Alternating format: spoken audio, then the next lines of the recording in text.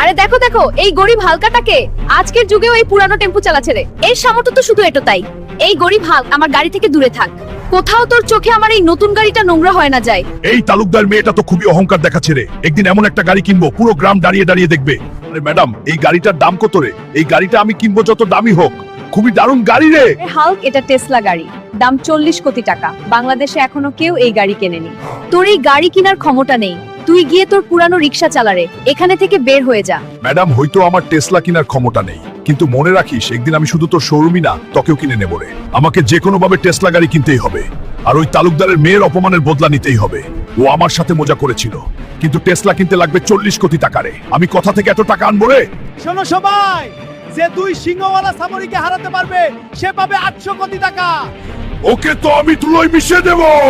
এই গ্রামে কি কোনো পুরুষ আছে যে 2 সিংহওয়ালা সামুরাইকে হারাতে পারে? বাংলাদেশে এখনো কোনো মায়ের ছেলে জন্মায়নি যে আমাকে হারাতে পারবে। আর বাংলাদেশবাসী, আমি এই 2 সিংহওয়ালা সামুরাইকে হারাবো। বলাই হারিয়ে দেখা শালা। You heard it folks, the challenge land. এই সামুরাই কুস্তিগিরকে হারাতে আমাকে সাহায্য করো রে। এই ভিডিওটা লাইক করো আর চ্যানেল সাবস্ক্রাইব করো যাতে আমার শক্তি বাড়ে।